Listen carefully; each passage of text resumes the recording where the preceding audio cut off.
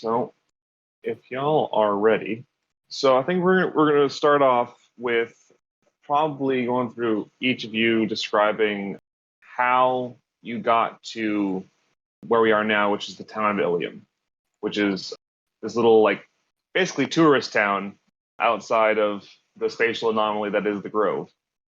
So, who would like to describe their travels first?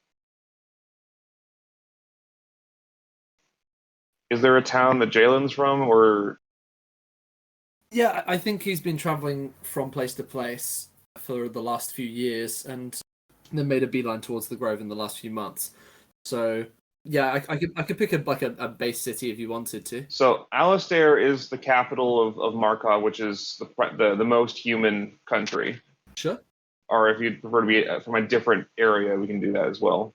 No, let's go for that. I can be a big city boy who I guess eventually started making moves out of town. Okay. Big city. He's got a pet monkey. Steals bread. Yeah, you know the usual. Yeah, at least one scimitar. All right. So who wants to go first? Telling us about their journey. Yeah, I can go for it. So it was mostly fairly uneventful. I think Jalen's definitely a bit of a city boy, so he will have just been sort of trying to speed run the overland travel as much as possible, or maybe try and bunk in with some traveling merchants going from place to place. Yeah, just generally trying to go straight towards the Grove. And you said Ilium is where the town we're at now? Yeah. Okay. So yeah, Matt, how did you get from the Brightlands to Ilium, or what was the process there? Well, it was definitely a tentative journey. Had been sitting a while debating whether or not to go, and finally decided they had nothing better to do, so he just left. Never had left the desert before, so it took a while to figure out what he needed. Got a camel, kind of made his way to the outskirts, didn't really want to travel with anybody. And then when he finally got out of the desert, just kind of followed his way there. Got lost a few times because he really didn't want to ask anybody for help. And then finally just kind of found his way there. Was glad it was a smaller town without a ton of people around. All right, awesome. And how did Alex get to Ilium?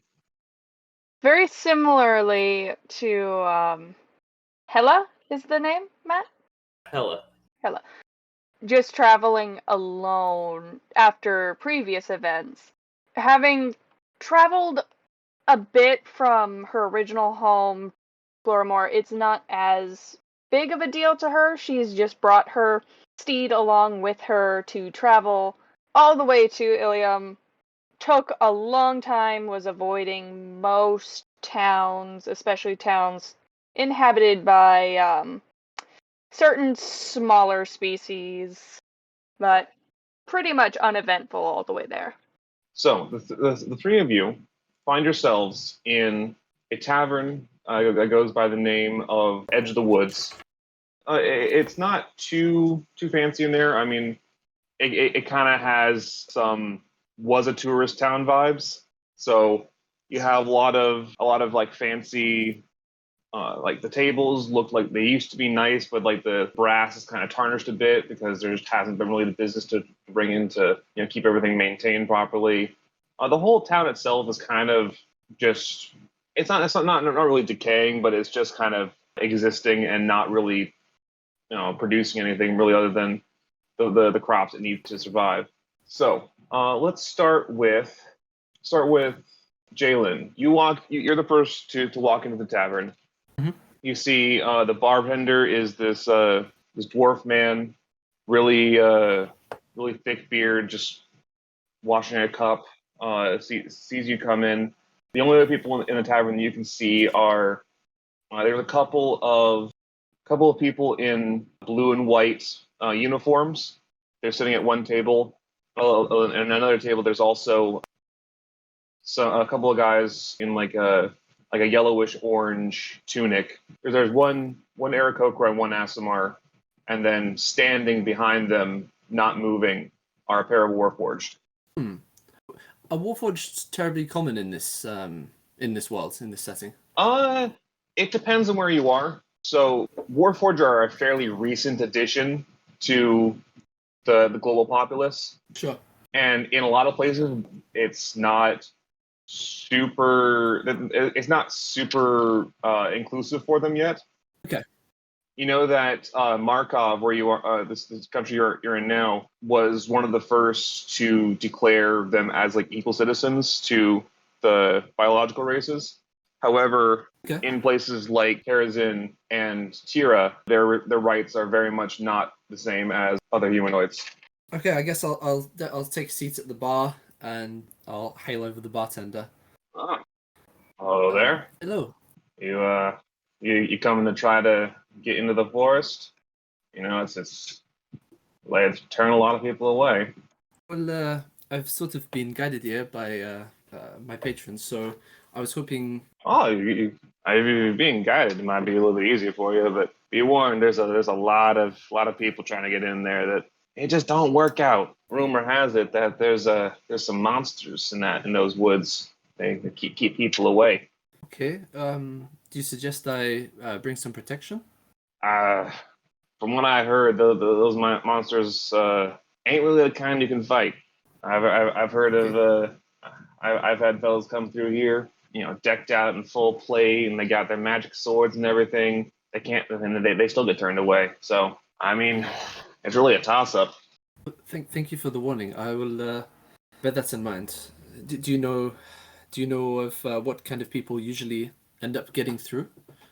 Well, not many people have gotten through in the last while. The last one I can remember, who was that?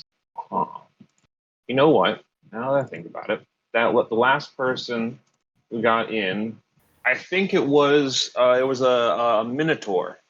I don't remember what her name was, but she was she did have some skeleton servants with her, so maybe they helped her through. But yeah, I don't remember what specifically what let her in. Before that, I think the last people was some lady, you know, like must have been in her 60s or something like that. She was completely unarmed as far as I remember. So maybe physical strength is not too important for getting through these woods. Might be. I don't know. Care for anything to drink? Yes, something strong. It sounds like I'll need it. He goes over to a keg and pours you a little top of a stout beer. Brings it back. Nice. Thank you. There you go. First one's on the house, but we got to pay when you come back. All right. I'll remember that. Thank you. All right. So at this point, you see a very red man walk in. Matt, do you want to go ahead and describe your character? So he's a not tall, but slightly higher than average, pretty slim looking guy.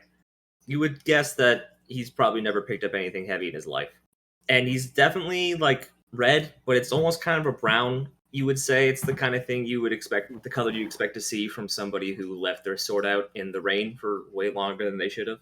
You can't see a lot of his skin or his face because he's got like a cloaked hood or hooded cloak on, very clearly trying to not be conspicuous, but also looking the most conspicuous because he's no idea how to blend into a crowd. And he just kind of walks in and looks around and then just tries to find somewhere where he can sit, where he can hear what people are saying, but where people probably won't ask him to participate in the conversation. As someone who actually I realized we didn't get Jalen's appearance. Sure. Yeah, I guess. So I guess this is what Hella would see as you walk in the bar, in the tavern. But yeah, my character has quite a small frame, wearing clothes of browns and reds and greens, which probably look like they would have once been quite nice, but have just sort of been worn and frayed after seems like a few years. He's traveling really light with only a satchel on his shoulder and a large amulet on his chest, and you see a small dagger at his waist. What else? His hair is long and swished back like a sort of attempt at styling it, and his skin is quite tan from the last few weeks of travel. And I guess he'll be sort of he'll turn around and see you and nod as you walk in. He will quickly look away and not return the nod. Yeah, so Matt, you see the same two groups of people, the blue and white, and then the yellowish orange with the Warforged behind them. And there's a couple open tables if you want one of those as well. He wants to sit somewhere where he can like hear what the bartender will be saying to other people. Okay. So I guess, do you want like a table near the bar, or do you want like to be like at the end of the bar? Definitely a table, not at the bar. All right. Probably shortly after that. Why you gotta say shortly? Just because it's a kobold? Nice. So I think, yeah, like shortly after that, Alex will take a step into the bar, having been directed there from the stables where you can house your mount for a bit. Excellent. So what does Alex look like? So Alex is a not short for a kobold, but short compared to other species. Probably about maybe at most 3 foot tall. She's got really like dark speckled brown scales. Her face more represents, instead of usual kobold sort of features, looks more like if you think of a caiman or alligator sort of face. It's clear from the fact that none of the clothes, for one, for a shirt, it's really more of just a crossed sash, that kobolds don't tend to use clothing as much, and it's really just to make others not feel uncomfortable. The main thing adorning her is a lot of large beaded jewelry around her wrists and her neck, followed down by a rather large skull that is attached to the necklace. She's got 2 rapiers at her sides, as well as a sickle that is plastered along her back. All right. So where would you like to sit in this bar? Seeing there is, it's the 2 blue and white people, the yellow and orange, and then also the warforged behind them, and then there's a hooded figure at one of the tables near the bar, and there's also there's also Jalen at the bar itself. Alex would probably just go ahead and sit at the far end of the bar, not really near anyone, just on her own off to the side. The bartender will slide down to the end of the bar and be like, "Well, hello there. What brings you to the edge of the woods?" I received a letter. Oh, I am to enter the grove. an invited one. At hearing that you received a letter, give me what's your passive perception? Out of curiosity. Hold up. My passive perception is 11. Okay. Does anyone have higher than that? No. Okay. I think all of you might notice. Actually, no. Why don't we just go ahead and do our first rolls of the thing? Can I have all of you give me perception checks? A lovely 2, so that'll bring me up to a total of 3. Look at you, killing it. At an 8. This is a good start. Let's see. I got 12, so 1 higher than my passive. We're doing great. So I think Hella is the only one to notice that at the mention of, because like especially since you were like specifically listening and figuring out and trying to figure out what was going on. When Hella notices that at the mention of a letter, both the people in the blue and white and the people in the yellow orange both like perk up a bit and look at Alex. The bartender continues. Oh, well, if you're invited, then I guess that you're gonna get in just fine now, aren't you? There's a lot of people who come without letters, and a lot of them get turned away. Lucky you. I think, if I may, maybe hearing this from the other end of the bar, I think Jalen might try and slide over the stools and sort of try and join this conversation. Did you say you've got a letter to get in? Yes. I was given one by my god. Oh, He presented it to me, and I must go. in that case, would you mind maybe escorting me through? I'm hoping to go through the woods as well, but I've just been warned by this bartender that traveling alone might not be the wisest. If you yes. Sorry, I've been traveling alone for some time now. If you really would like to, then sure, that's fine. Well, thank you very much. I'll not claim myself much of a fighter, but I'll do my best to not step on your tail. Do kobolds have tails? Yes. Okay, nice. Okay. That is fine. Protection is what I do. That is part of my oath. I will protect those who need it. I will protect you. Thank you very much. I must buy you a drink then. Are you a drinker? I more enjoy water and maybe some meat, if there is any. Well, very well. I will buy you water. All right, the bartender goes over to a. Is there a fancy equivalent of a fridge? Like, how do they keep things cold back in the day? I don't know, a box with a ice enchantment on it, magic. Yeah, Yeah, gotta yeah. be. Yeah. That, or if you did like an underground storage. I mean, that's what things were. True. Yeah, but they didn't have magic. That's not as That's exciting as a box with an enchantment. Okay, so the bartender walks over to a white painted keg with some blue runes on it. Sees that the runes are kind of fizzling a bit, like kind of gives it a smack because it's misbehaving. Oh, it's an icing machine, isn't it? The runes light back up, and then he pours you a glass of cold water, and then goes into the back to start cooking up some meat. You said your gods brought you here. Yes, he Um, presented a letter as well as a way to renew my oath to her. Okay. Well, I hope that works out for you. Do you know much about this grove? I've heard rumors, but I do not know much about it. No, I come from far from here. The only reason I knew of it was from the letter. From my understanding, if you are not worthy to enter, you will not. Though I don't really know if it's how exactly it determines it. But rest assured, if you are worthy, you will join me. I will. I'll absolutely try to be worthy. I also do not know what how this is measured, but I will try my best. I just certainly hope it's not being able to punch something real hard. If it comes down to it, she pats her little like short swords at her hips. I will take care. It is no worry.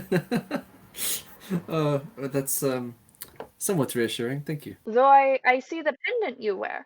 Yes. Is that of your god? Not exactly. When you see the pendant slightly closer, it almost looks like like a stoppered. It's got a small cork in the top, and along the side of the pendant itself, it's got or the amulet, I guess you call it. There's loads of carvings of thunderbolts. Well, it's. I wouldn't say that necessarily. It is a source of power, and I do try and protect it, but I believe it can be given to other people. That's actually, I think that's more Elliot saying that than Jalen. So I need to double check that. I think I can give that to other people if I need to, but yeah. Jalen will say, sorry, I completely did not even introduce myself. My name is Jalen. It's a pleasure to meet you. Pleasure is mine. I am Alex. Alex? Alex. Alex. If it is too difficult, Alex is fine. Both are fine. Tell me, where are you usually from? The Cobalt home is not very close to here. We live out in caves far west, but I was living in Glorimore up until my travel here. I don't believe I've ever been, but I hope it's nice. It was. It was. Recently, for some reason, the warriors from Terra decided to lay siege to us. Oh, that is not good. All right, I'm gonna need another perception check from people. All right, dice don't fit. Got a 16 this time. 17. All right, so hearing, so you definitely noticed that at the mention of that Tyrian attack, the people in the yellow orange look really attentive to that. Actually, I'd say with that 17, you would probably notice some Tyrian symbology on their uniforms. Ooh. We'll note that the soldiers that you saw were all Aarakocras. But yeah, so there's one Aarakocra and one Aasimar over there. I think Jalen might still be oblivious to this because I got another 3. So I'm just enjoying the conversation. This is going well. Oh. Alex is probably going to just. There's no subtlety with her. she's just going to glare at the Aarakocra and probably even without eating, just shove away from the bar and start to walk towards the door. Oh no. I'm gonna leave in the middle of the conversation. Bye. Yeah, All right. I have been alone for a while here. I don't know how to work with people. I'll come find you when we're ready to go to the grove. So I'll Yeah, see you I will. there. I will meet you at Edge of Forest. Okay, I'll see you there. Are any of the soldiers following Uh, at this point? one of the people in blue and white does get up to follow Alex, but the people in yellow and the yellow orange don't. They kind of just go back to their drinks after she leaves. I think I'll just keep an ear out and see if I hear any shouts or clashes of sword or something like that. But Alex did seem to be fairly confident, so I'll trust that for now. At this point, Hella will get up and approach Jalen at the bar and sit next to him. Greetings. It's not really about being worthy as much as it is about you needing it, getting into the grove. You know about the grove as well? I have done some research. Okay.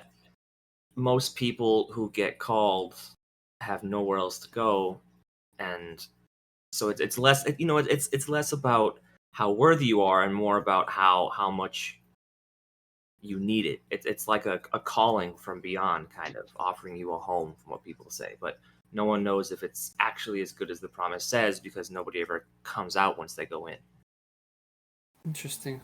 Well, it better be worth it. In that case, maybe it's not about worth, but just a measure of desire. Is that how you mean? It's hard to say, I certainly didn't want to go there, but here I am. Hmm. Sometimes just the letters are said to just show up. You don't really ask for it or expect it, it just happens. I guess I'll lower my voice slightly. Did you also receive a letter? At one point, Okay. I received the letter, but I didn't act on it right away. It's been sitting. I'm not sure if I'll actually get in, if I'm still considered needing it, but so it's up in the air. I'm not super sure. Well, I believe I'm going to attempt to head to the grove with this kobold Alex I just met. So I'm sure you'd be more than welcome to join us if you wanted to at least have some extra numbers for protection. Sure, but maybe I'll think about it. I don't do great when other people are around most of the time. That's okay. Not everyone is comfortable with others, but there is always safety in numbers regardless. You make a good point. Maybe it wouldn't be too bad if we went together. We do not have to stay together. Just they said something about monsters in the forest, and to be honest, I do not want to fight any monsters myself if I can avoid it. So maybe following someone with a big sword is a good idea. At the mention of a big sword, Hella kind of chuckles, like, "Yeah, it does sound like a pretty good idea." See, Elliot knows what you mean, but Jalen has no idea, so that's great. Yeah. Well, yeah, so if you don't mind my asking, what brings you to? Sorry, what was the town? Ilium. Ilium. Thank you. Yeah. What brings you to Ilium? Or to the Grove, I suppose. I have been alone for a while and figured it was finally time to answer this call I got. I feel like I'm not supposed to be around large groups of people, and if this seems safest for me and everyone else, that it's just for the best that I go. Sure. That's okay. I suppose for myself, it's I've been on the move for quite a while, so maybe this would be a good place to finally stop moving for a short time. Interesting choice and places to settle down. I do not know a lot, to be honest. I've heard some rumors, but nothing substantiated. To be honest, I've heard even this bartender said that people do not return, but that's not something I believe. I think that feels like one of them stories that people will tell, just to turn away those looking to use it or to sneak in, just to ward people off. It's probably nothing. There are lots of theories. People say that maybe it's as simple as there's some kind of monster that they're being fed to, or some kind of cult that's sacrificing people in the woods, but it's truly believed to be some sort of, well, the general consensus is it's some sort of spatial anomaly. There's not really a set it almost exists out of time and space itself. People believe it's hard to explain because anybody who ever has gone there has, as you said, never come back, but who knows whether they actually go anywhere or if they just are still there somewhere. I see. Well, I do not claim to know an awful lot about that side of things, but you seem to know what you're talking about. I read a lot. That is commendable. I can't say I've had the time or the interest personally, but I understand that books are meant to be important, so people say. Sometimes when people don't have the info you're looking for, you just have to go with what's there, and then books are nice. And I don't know, you don't feel guilty when bad things happen to books most of the time. Oh, well, I hope you're not like destroying them or something if you don't like what's in them. Not on purpose. Well, I don't. For me, it's. You could say I've got a bit of a fiery temperament. Well, in that case, I'll not get on your bad side. You should be fine. Around this time, the other person in blue and white walks up to the bar and sits next to you guys. Hella instantly is 10 times more uncomfortable than he already was. Well, correct me if I'm wrong, but can't help but notice a couple new faces in town. I'm guessing that means you guys are going to attempt to enter the Grove. Yes. Excellent. He reaches out his hand to you, Jalen, and says, "My name is Marcus, Templar Arcane Research Division. I have been researching, or attempting to research, the Ilium anomaly for, 3 years now? Okay. And being perfectly honest, I've come up with squat. There's nothing I can do. Unfortunately, the biggest problem that we are facing is that, in fact, the only thing we've been able to figure out is truly it is a place that's outside of our normal realm, because every single type of test or divination that we can perform tells us that our reality and the material plane stops after about 50 feet into the woods. So, given that, I have a proposal for you. Okay. I have a series of objects and other things that could greatly help our ability to research the Grove. Mostly it's going to be things to attempt to be able to communicate, things to be able to, try and bridge that gap between ours and where the Grove is. So, Okay. if you'd be willing, I would greatly appreciate it if you would take a series of items with you into the woods, and potentially maybe if it does work, one of the items I'll send you with is a sending stone, and maybe we'll be able to communicate back and forth while you guys are walking in. This could help a lot. Unfortunately, I didn't have the materials last time someone was able to enter, so if you guys are able to, this would help a lot. Sure. Yes. I'd be more than happy. Why do you want to research it? One, it's my job. Two, it's all just really interesting. We have never been able to record any kind of situation like this before. The Ilium anomaly is truly unique as far as we can tell. But from what I hear from, some of my higher ups, and don't go spreading this around, one of the prevailing theories is that this is an act of an unregistered and recorded idol of some variety. And I obviously, Templar wants to have a complete record of all active idols so that we can, be prepared in case something goes wrong. But Quick question: am I supposed to know what an idol is?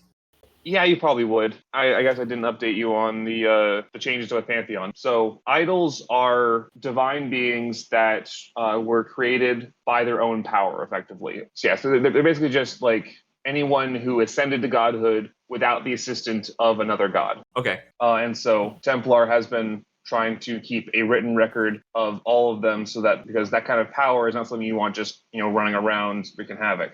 Well, yes, I would be more than happy to take your items and take them in. Excellent. Sounds like a good deal for me. So before you guys head in, just come over to the chapel. We're currently set up in one of the side rooms there, and I'll get you guys let it out. Okay, thank you. You've been researching this for some time. Is there anything we need to know about worthiness or desire to get past these first 50 feet? Or is this something you are still learning? It's difficult to tell. I mean, I don't know if intention or desire can be really a part of it, because the last person I saw enter and not return from the grove was some variety of flying warforged that just didn't even stop in town, just went like flying overhead and then dove into the forest. Huh. But to be fair, that did spark us to try and survey it from above, but again, that still seemed to provide similar results to before. So I think Jalen will perk up at hearing about this going in from above, and I think he'll say, so you say that you could not see anything from above? No, after doing a full survey of the entire forest here, there's no clearing. The forest is equally dense throughout, and any of our divinations or other tests only can penetrate as deep as the canopy. Okay, good to know. Thank you. Well, I guess we will see you at the chapel. I don't know. I'll turn back to the to Matt, your character. I don't think I caught your name. My name is Jalen. I'm Hella. In that case, Hella, when were you thinking of heading into the grove? The sooner the better. Okay, well, we could head to the chapel straight away and then meet our warrior friend who may be able to take us through this forest. That sounds like a pretty good idea. All right. Marcus, would you mind? Are you free to take us to the chapel right now? Oh yes, of course. Just follow me. All right. I'll down the rest of my drink and then follow Marcus's lead towards the chapel. So, out of curiosity, where does Alex go after she leaves the tavern? Does she just going back to the stable, or where is she going? Probably back to the stable to retrieve her very unusual steed, and then just to stay at the edge of the clearing, just waiting for Jalen to show up. And I guess one additional, but she doesn't know that yet. How did they react to my steed, though? By the way.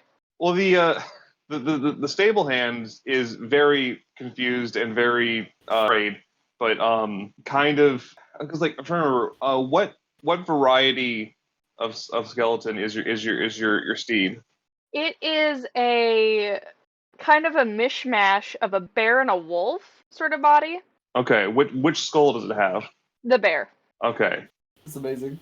I'm gonna have this guy do an animal handling check. Oh boy. Good luck. If you get eaten by a skeleton, you just sit in its ribcage, just awkwardly. Let's see. Like a stable boy has got to be good at animal handling, right? Let's give him a good plus. Let's give him a +4. That seems pretty good for a stable boy. It's got to be literally the only thing he does. Oof. Yeah. All right. So, how does your steed react to a 10 on animal handling? A 10? A 10. Okay. Well, considering it probably just constantly is kind of bashing against him with its tail, not necessarily angry, but just kind of annoyed. Mm-hmm. You can't brush me. I'm made of bones. Archaeologists brush bones. Yeah, but not with a horse brush. Actually, it's not that different. Seeing that the brush is not working, he goes and grabs he grabs a hoof file and starts maybe trying to use that. Oh no. My question is, what is he trying to brush off? Possibly dirt or something, or, blood residue or something of the like. Aren't you a paladin? I am. All right. Don't worry, it has to do with my god. Yeah, that's what I'm worried about. Actually, that's why I'm worried. You started with "Don't worry." I don't know, man. So after you return to the stable and are seeing the stable boy being less than successful at trying to take care of your bear wolf, in walks behind you one of the guys in the blue and white. Immediately sees the bear wolf. Is like, what is that? Okay, all right, never mind. You know what? That's fine. I think I overheard your name is Alex, right? Alex. Yeah, sorry, Say it like you're Sean Connery. Alex. Hi, I'm with the Templar Research, or Arcane Research Division. I happened to overhear that you received a invitation to the Grove. Would it be possible for me to see the invitation? It was a gift from my god. No, you may not. Okay, all right. What is your faith? Did you say what is your face? Faith. Oh, I'm sorry. Oh, like most Templar, I follow the Moon Sisters. Why do you wish to see the letter? Well, I was added on before the last person with the letter was able to enter the I was on that, yeah, was able to enter the Grove. So me and my team actually have not been able to look at one of the letters that have been used by previous people who enter the Grove to be able to do so. In fact, these letters seem to be the only thing outside the Grove connected to the Grove itself. So I promise I won't hurt it or anything. I would just like to perform some divinations and some other. I'd just like to be able to do a little research on it before you would use it to enter the Grove. You look at it here, and that is all. All right, I can do that. You may look at it. That's no more. I can do that. She kind of reaches, but she's got a little bit of a pack behind the scythe on her back and just pulls out this letter, which is tinged with black along the edges of it. Don't really know why this is, or at least the Templar doesn't, but she hands it over. All right. He takes it very carefully, trying to be very gentle with it, looking it over, reading it, seeing the paper, feeling the texture, stuff like that. He starts to do the somatic components of a spell.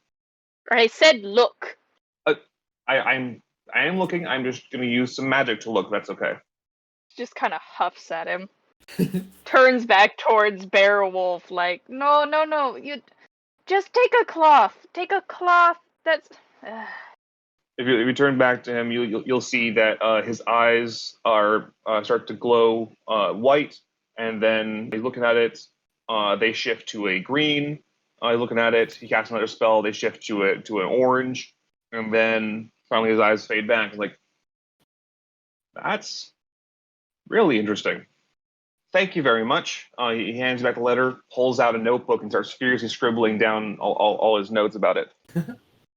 As he's scribbling, he kind of just wanders off. Thank you very much. Strange creature. All right, Vishnir, come.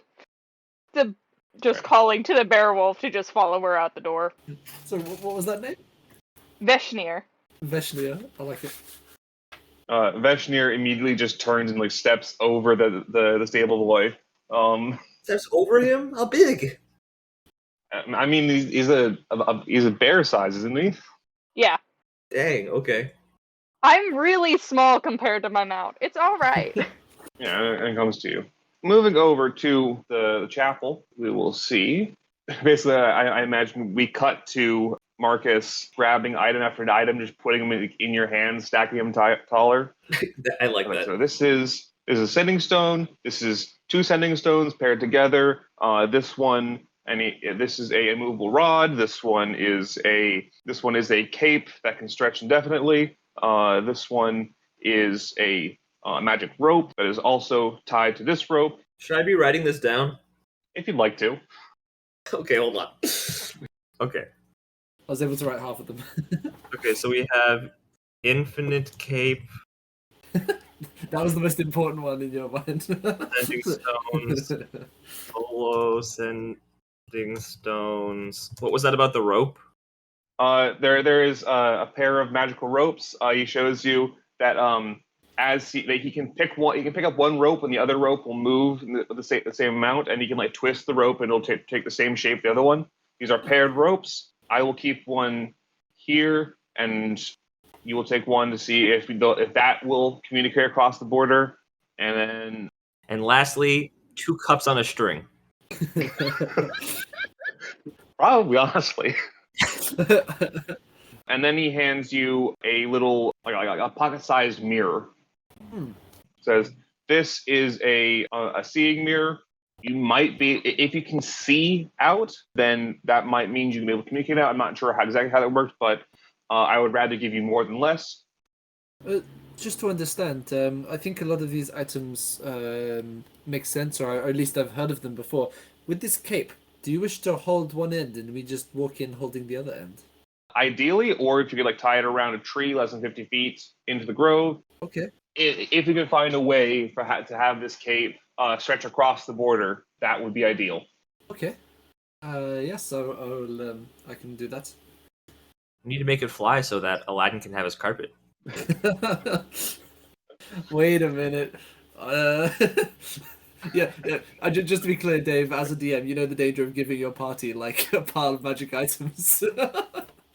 He made us level 8. He knows what he's asking for. That's true. Oh no. The danger of immovable rod and a creative party. Oh, an immovable rod? Okay, hold on. Is that what he said there was? Yeah, I did say one of those. David, what were you thinking? David suddenly having second thoughts on this. Yeah. No, he's doing it because none of us have good strength.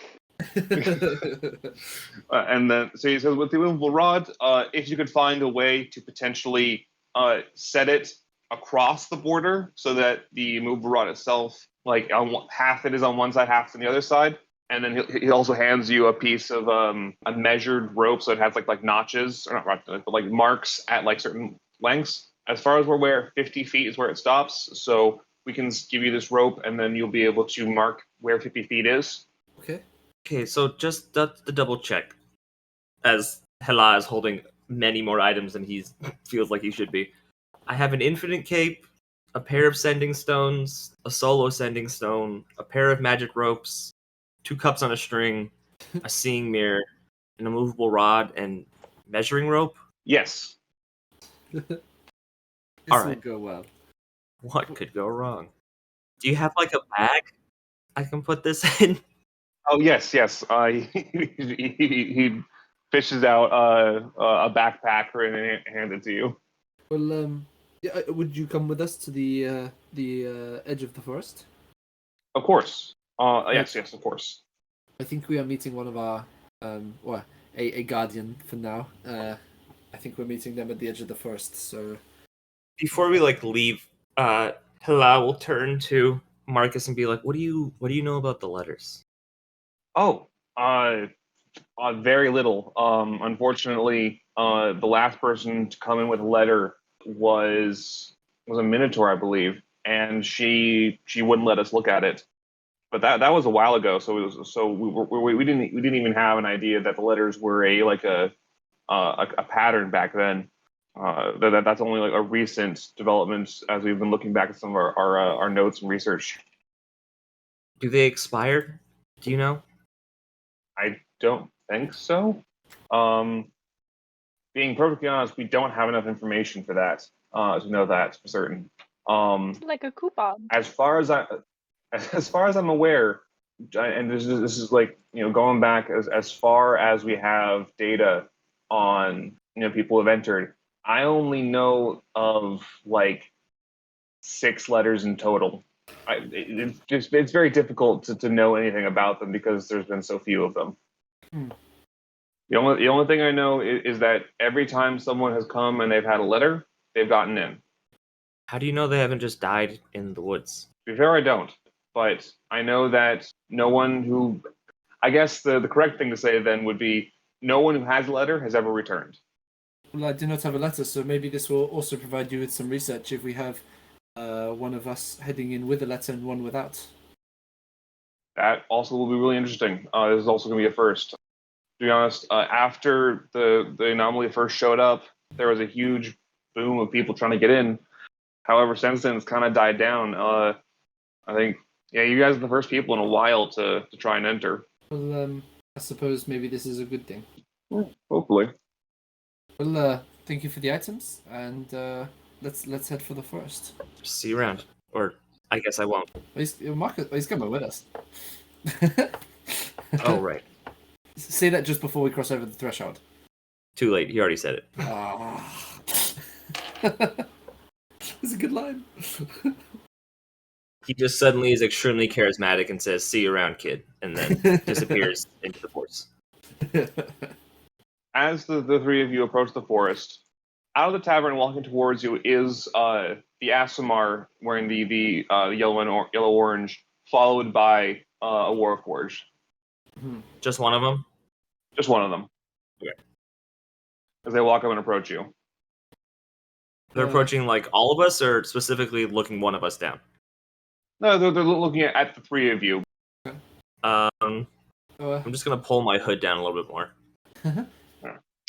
I'm happy to step forward. Hello.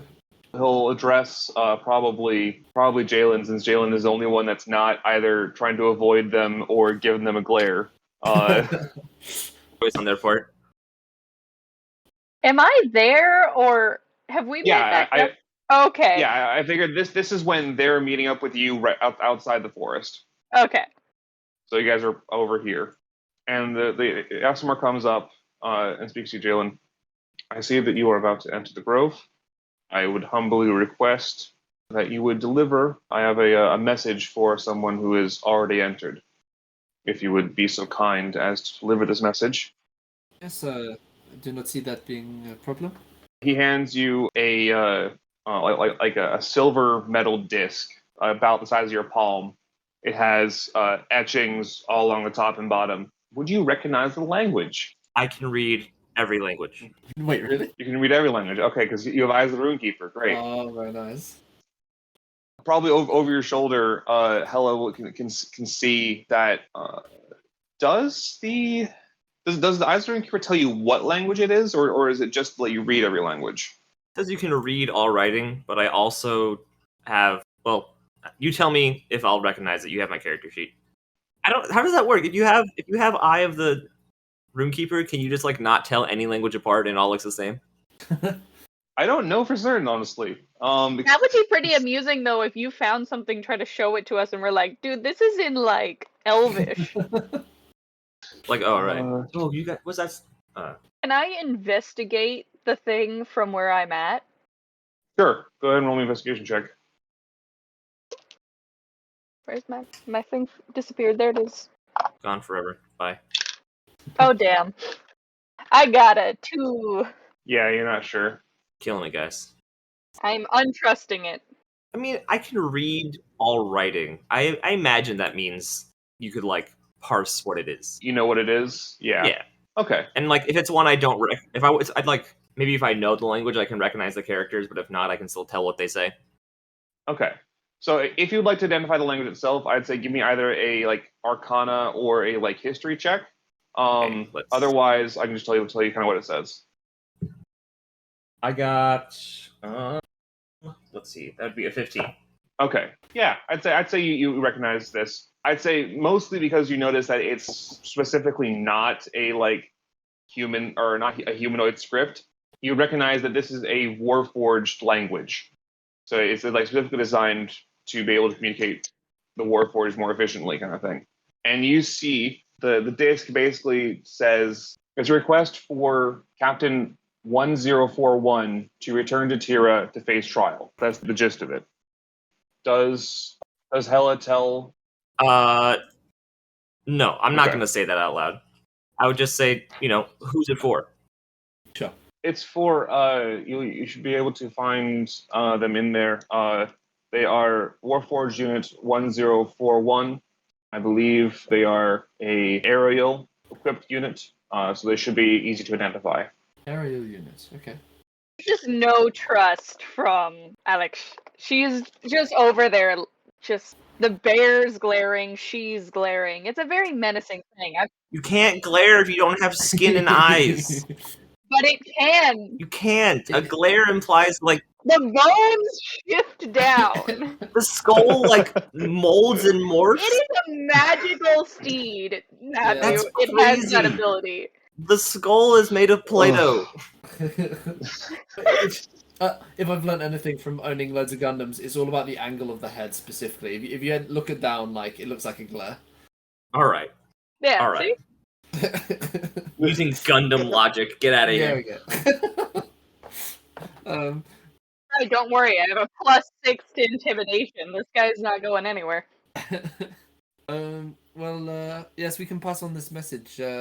But you know that even if we pass this on, there's a good chance this Warforged will not be able to return anyway, based on what we have heard. I'm aware. However, this is kind of just a diplomatic formality. Like, I have to prove to my superiors that I attempted to give them the message. Regardless, if you guys succeed, that's great. But I'm kind of just covering my own ass right now. I appreciate the help. That is okay. I'd like to turn to Marcus and say, just a thought. What happens if you throw an item past the barrier? As far as we were able to see, it just disappears off of our divinations and then just goes in. Okay. Just wondering about throwing this disc in, but that's okay. Let's go. You can just yeet it into the void. You guys approach the wood. The wood? The singular woods.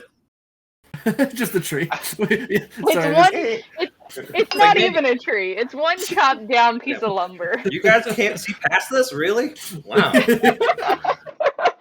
I'm fairly certain that the collective term for a forest can be a wood, right? Yeah, a wooded area. Yeah. It's like the 100-acre wood. Even like Woods! It's still woods! no, Look, it's this is always not. wood. This is guys. I just throw out. This is not reality. This is a made-up world where apparently skulls can glare. So That's words can have different terrifying. meaning. Your singular wood can be a forest. I'm afraid canonically it is the 100-acre wood. I just checked. It's singular. There you go. Ah! But I also Alright. I can only think. Well, no, there are more trees. They all just happen to live in trees. Never mind. Moving on. Must be a British thing. Alright. So, you guys take your first steps into the darkened area because the canopy of these woods is actually incredibly thick. Very little light is getting through.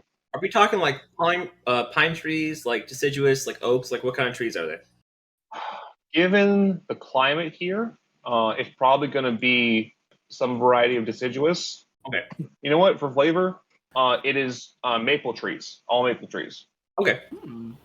Yeah, the leafage is getting really thick because the trees actually getting fairly dense together. Okay.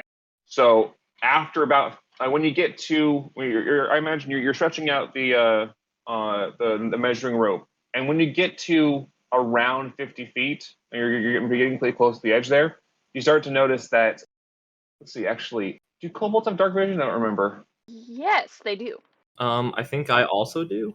You do. Okay. It's okay, Jalen. You'll just be the only one who can't see. Yeah, I got dumb human eyes. Well, what you'll notice is that all three of you, despite your dark visions, notice that the closer you get to the border, the darker it gets regardless. Even your dark vision, you can't see past the border. Interesting. Well, I think this is a good point to try tying the cloak around the tree. Yeah. Oh, can we try not tying a knot for the cloak, but sort of looping it around and then holding each end, sort of like you're making a big catapult. And I want to kind of walk back. Basically, my hope is that if we walk in and we're able to communicate, I kind of want to just have the cloak. We can tie it to your belt loop, like one of each of our belt loops, and put it around a tree or Yeah, something. you can kind of do like a slip knot, so you'll get the cloak regardless. Oh, question. Yeah, that's... If you cut it, do both halves become infinite capes? They become half infinite capes. So Basically, you don't need to do that. So You what can does that mean? just cut it when we get across. Half of infinity is still infinity, so we're good. Infinity over 2. That's fine. It's just a We'll- smaller infinity, but it's still infinity. Well, I think very cautiously, given the lack of light, I'll try and move the immovable rod forward and see if I can get it to cross over that point, and then try and press the button.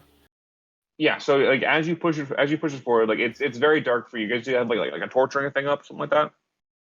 I mean, hold on a second. I have See what's- something that can help you. Down your hood. My head is not actually on fire. Oh. Throwing it out there. It only is on fire sometimes. I do have a torch, but I also... Let me look at... You also have like produce flame, don't you? I do. Yeah, I'll just do produce flame. Okay, that's gonna be way All right. better. So the produce flame helps a little bit. It even helps people with dark vision be able to see a bit. So as you kind of push the rod into this like very dark area, you feel a bit of resistance. But you're able to kind of push it through, and then you just lock it halfway through. Yeah. All right. It's locked there. It stays there. You notice creeping from the middle out towards the end that's on your side. Kind of these black shadows twisting and creeping out, trying to cover the rod. Huh. Is Marcus like within? Like, is he close to us? Yeah, I think he was probably close to you guys because he wanted to see what was going on. He has he has a daylight spell going as well to try and like get it bright enough. It seems like the darkness is like trying to snuff out his spell. This is not a good start.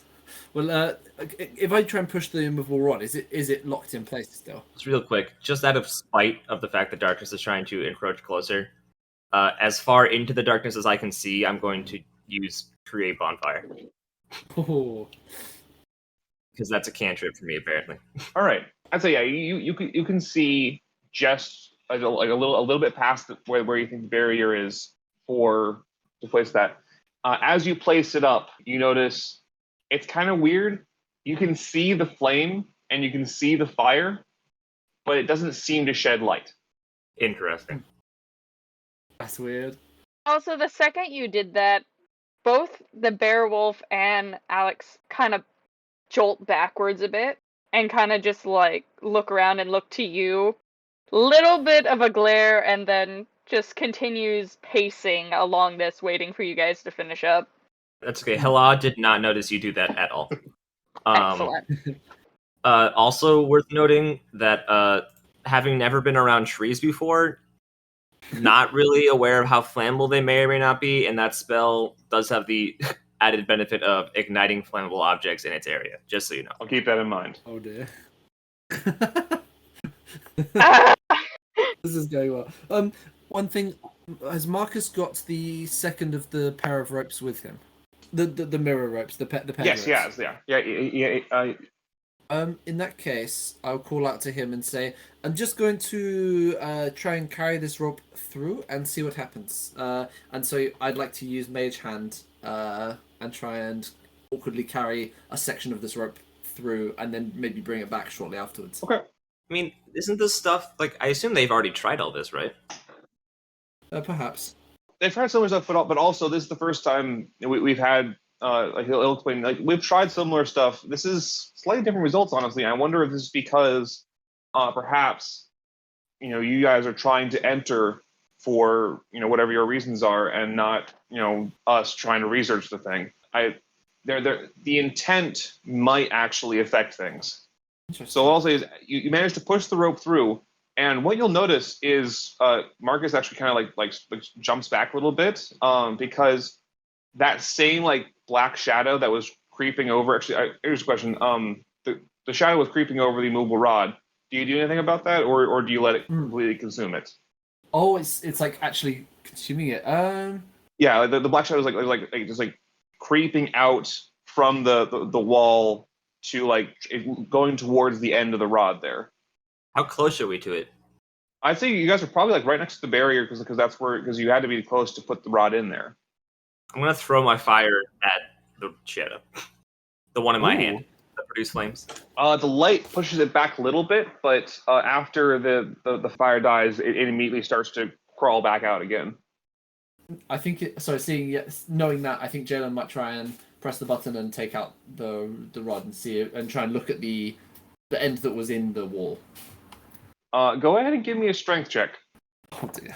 Why We're all did you make me doomed. do this? Why did you choose this? Oh, Look, if no. any of us ever need to convince somebody of anything, this party's set. Moving stuff, we're out of luck. A 2 with a -1 is a 1. Also, that's the third 2 this app has rolled for me, so I think I'm going to stop rolling on the app now. That's totally fair. So yeah, that's a 1. Yes. So I'll say with that, you're not able to pull it out, and as you're grabbing onto it, some of the shadows start to creep onto your hand as well. Oh no. No. When you say creep onto his hand, could you like elaborate a little bit?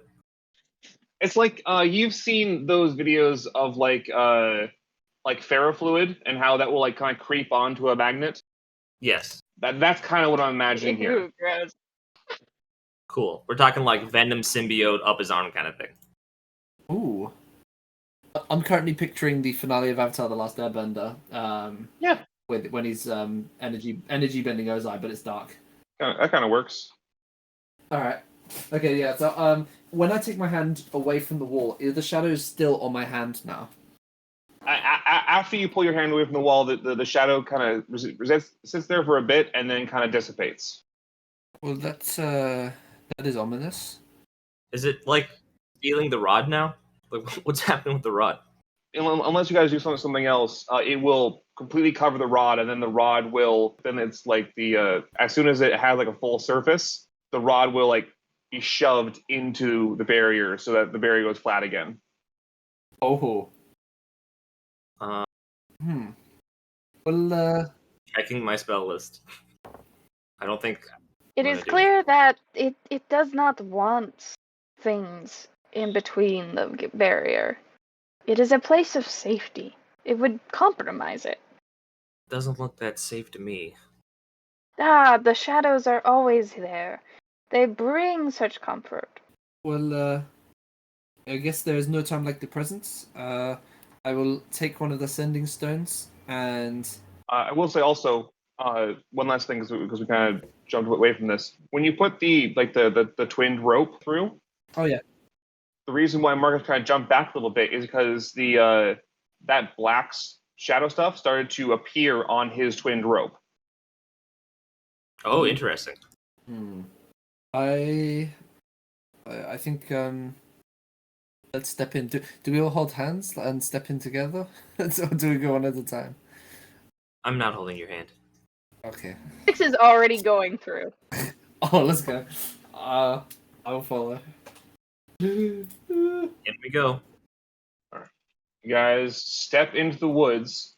Immediately, as you are on the other side, you can see the light of that bonfire you put down. Oh, neat. And so it now is projecting light like it would normally do. And also, your guys' dark vision now works. Interesting. And what happened? Can we see anything if we turn around? It looks kind of like if you were looking through like wavy glass. Like Okay. it's distorted, and like the farther you get away from it, the more distorted it becomes. But right up close to it, you can kind of still see through. You can see Marcus looking at, trying to see. He clearly can't see you guys. Is the immovable rod somewhere on the ground? Yeah, the immovable rod is deactivated, just lying on the ground next to the barrier. If I put my hand up against it, does anything happen? You put your hand against it, and it feels like just like a solid wall. There's no give at all from it. Okay. And we still have the cape wrapped around us, right? Yeah. Okay, and it's fine. Is the cape currently stretched across the barrier? Yes. So you can see through the barrier. You see that black shadow is creeping across it on the other side, but then on your side it seems perfectly fine. Interesting. Okay. And I pull out one of the sending stones, the one that's linked with Marcus, and I will speak into it. Testing. Sending stones don't normally do this, but You see him pick up his stone and you look confused at it. Try speaking into it, and all you can hear is just static. Oh, Interesting. well, And you notice that the farther you get away from the barrier, the quieter and like less prevalent the static is, and it's just nothing coming through. It's like the signal's getting weaker exponentially the farther from the barrier you get. okay. Morse code exists in this world. Probably. Ooh, Can I like tap on the stone? Is that how it works? Is it like a microphone? You could attempt to do that. If you'd like to communicate something through a Morse code of some variety, go ahead and give me just like an intelligence check or like a performance check, maybe.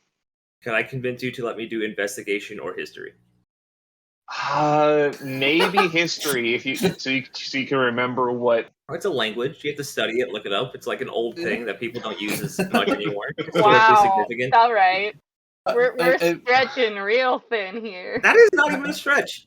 hey, Matt, can you do Alright. Sorry, Matt, can you do a persuasion check for the DM? Like you persuaded him. Look, pretty good at those. David's an easy one. Last time we played a game, David let me put Monster Hunter weapons in the game. So like, he's got a low check for charisma. Yeah, so go ahead and give me that history check. Yeah, I got a 12. All right, I say with the 12, you're able to try and produce a Morse code style code system. However, it's clear to you that Marcus really kind of isn't getting the message. He can tell that there's something you're trying to communicate something, and that you can tell that it is producing some variety of communication, but he can't figure out what the message is. Okay, as long as he like gets the idea, I'm okay with it. I think Jalen has two last things he'd like to try, if you'll allow. One is to reach into his bag and pull out a very small hand crossbow and attempt to fire a bolt at the wall. I'm not trying to hit Marcus specifically. I'm just trying to hit the wall itself. Maybe like aiming towards the ground. It's the one thing that goes through, but it shoots Marcus in the head. Yeah, kills him immediately. I'm going to stand behind the nearest tree when he does that because I don't want to get a crossbow bolt reflected in my face. Oh yeah. So you fire, and as soon as the crossbow bolt touches the barrier, it just falls straight to the ground like it lost all momentum.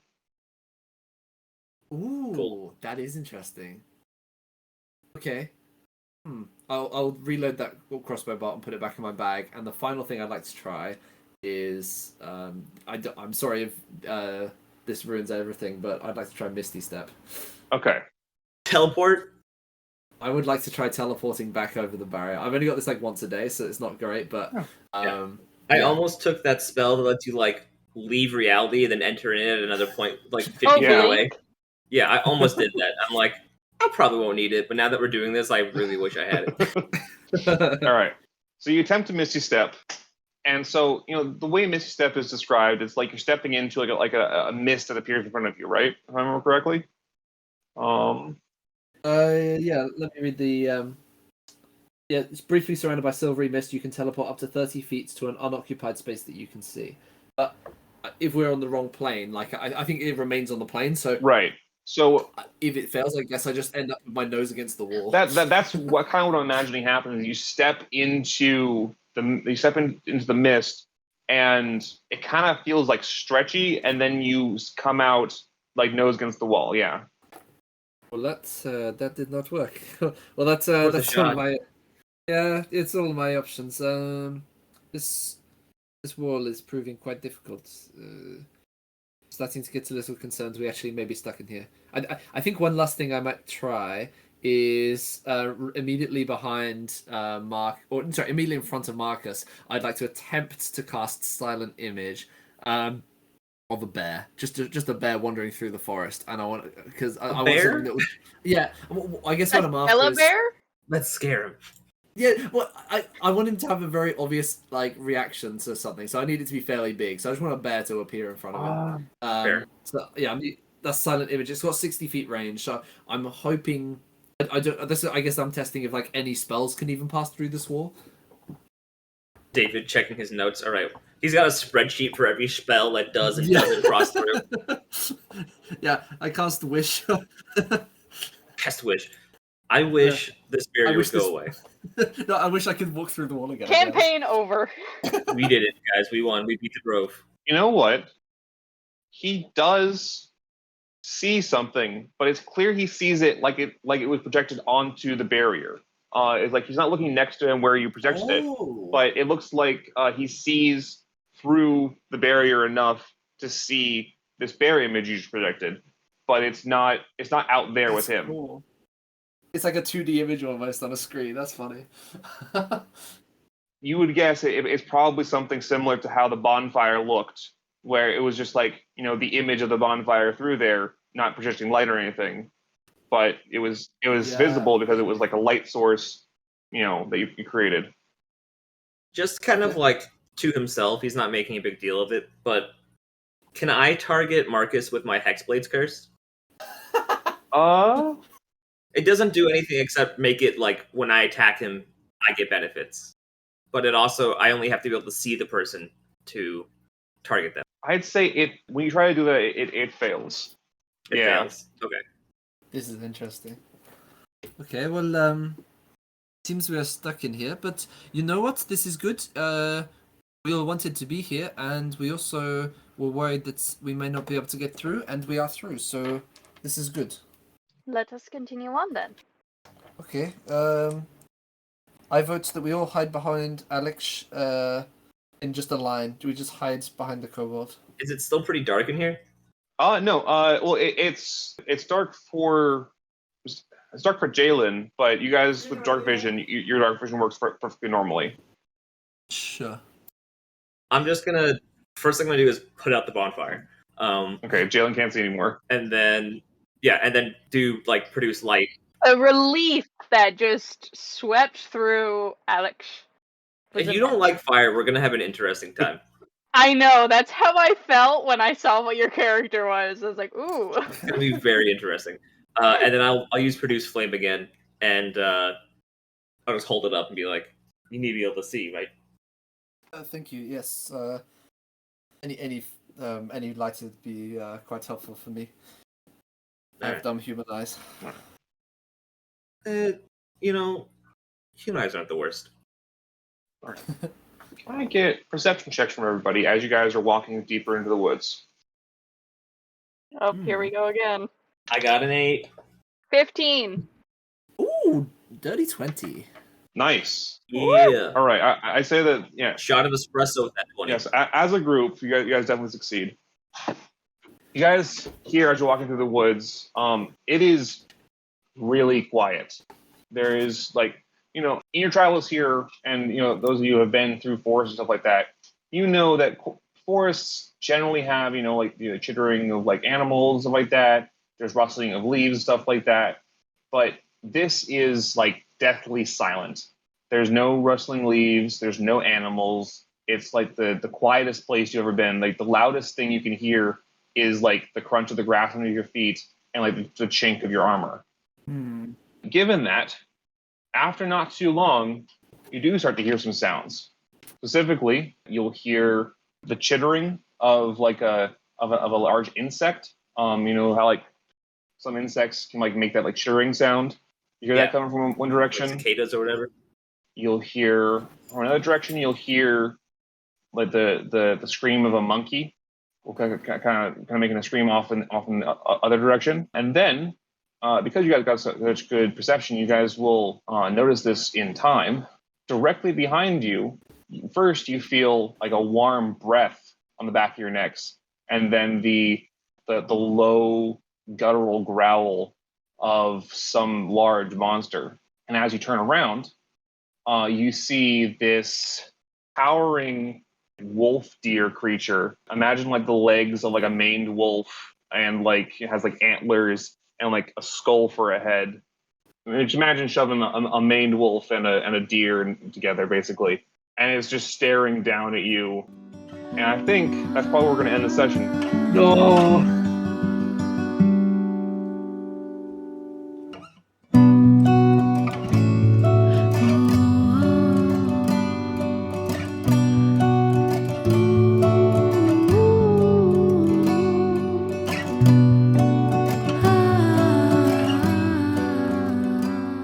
I guess first things first. Have you decided on a name for your character yet? I'm playing Elvis, no relation.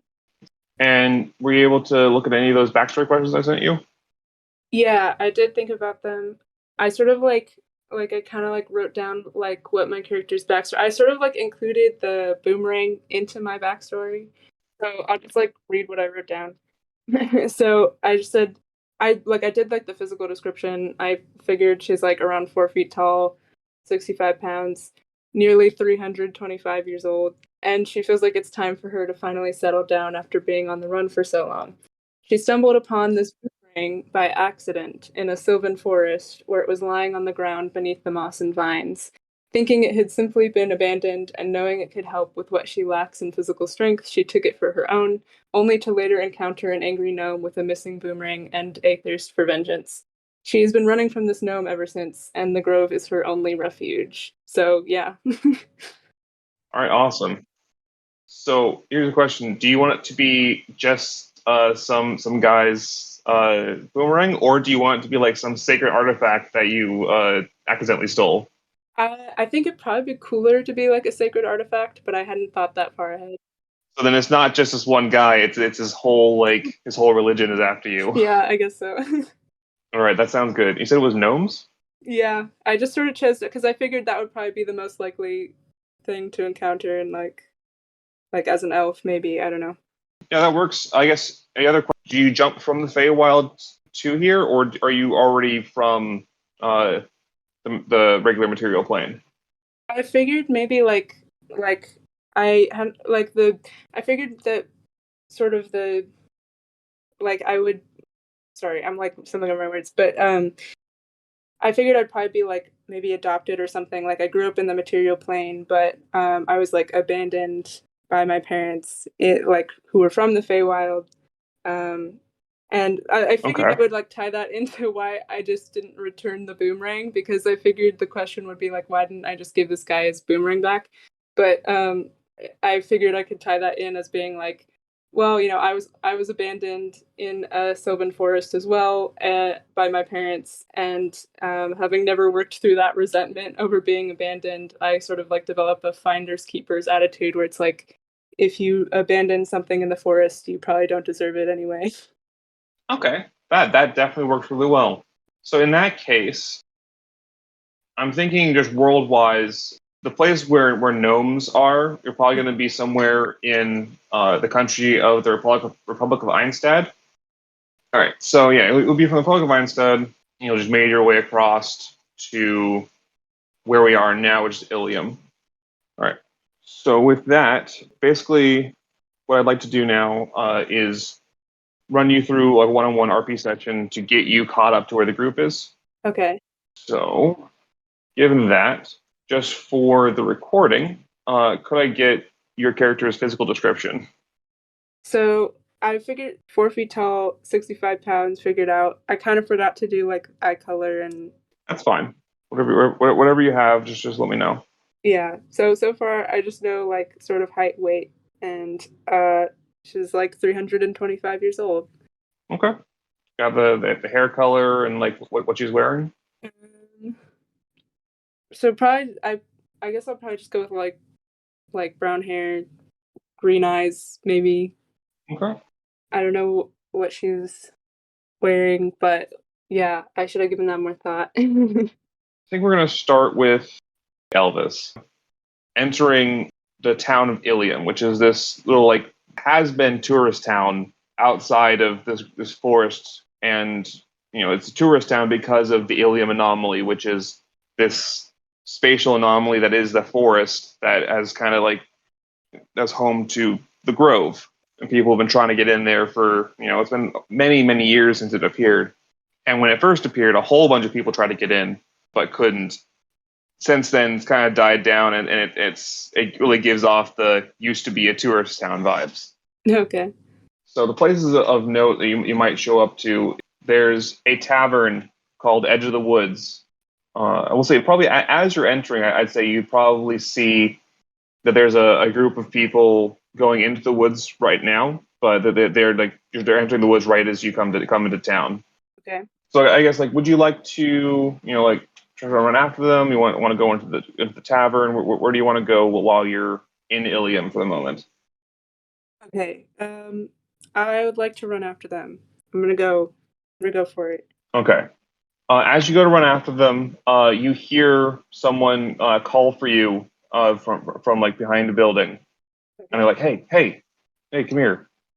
Okay. So I go up to them and I talk to them. And I'm like, All right. So as you come up, it's this it's a warforge, which is a basically a robotic person. Their body is made of like wood and metal, being supported by magic. okay. And I say, hey, are you heading into the Grove? I mean, yeah, I'm like, I, I'd love to go to the Grove. I've been trying to find a place of refuge for so long. Oh wow. This is actually great. Could you do me a huge favor, actually? Sure. See, there's somebody in the Grove who I really need to get a message to, and I'm wondering if I might be able to deliver this to them. And like he hands you a red envelope. Okay, I take it. Sure, man. I'd be happy to. Yeah, thank you. Once you get in there, look for another Warforged. You should be able to see her. She has like wings and a super long spear. She goes by the name of Valkyrie. Okay. All right. Valkyrie. Yeah, and when you if she asks where the letter's from, say that I told you to tell her Bellator in Machina. She'll understand. Bella, what now? Bellator in Machina. She'll understand that. Okay, I'm on it. Thank you. All right, and then you're just going to sprint off after the people that are going into the Grove? Yep, I'm going after them. I'm continuing my way. All right, it sounds good. So, as you approach into the woods, it's getting darker and darker. As an Eladrin, you have dark vision, which normally lets you see in the dark, at least in black and white. Like allows you to pick out things kind of like you have like cat vision.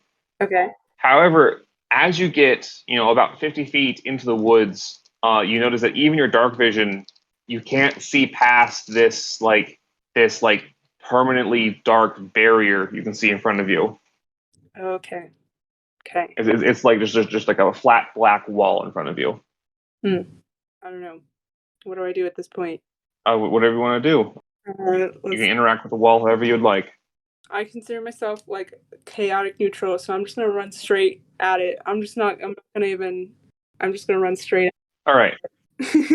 So as you run into the wall, you note that it has like a consistency of molasses almost. So like you're kind of just like pushing through it, and you notice that like as like you're going through, you see like bits of this like black shadow smoke kind of creep over you as you're going through, and you appear on the other side, and suddenly your dark vision works normally again. Can I go back and poke that? Like see what that was about? Yeah, if you poke the wall from this side, the wall is completely sheer, and like there's you cannot push farther. It's like completely solid. Like nothing you can do to get past it. Oh wow. Okay. All right. I guess can I see these people still that I'm chasing after, or am I just sort of going in blind? I'd say that if you want to give me a perception check, and then your perception is a +8. So D20 plus 8. Mm-hmm. Okay. Nice. All right. So that's 25, which is very good. Okay. Just for context, a 10 is something that your average person can do. Okay. 15 is something that a skilled person can do, and 20 is generally like the top of what normal people can do. All right. So 25 is really good. So with that, I'd say that you definitely you spot just off in the distance. You can see one of the people that were going in. You see them holding a little bit of fire in their hand, looking around. Yeah, you can see them off in the distance. So you can sprint up to them if you'd like. Yeah, love to do that. I'm gonna go up to them, see what that's about. All right. So directly before you get up to them, or like they turn around, so you end up coming at them from the front, and right as you're getting to their eye line, they turn around because right behind them is this giant It looks like a tall a 10-foot tall like maned wolf with a skull of a deer and like antlers staring at them and growling, and you come up to that. All right. Okay. So that's where we cut off in the other session.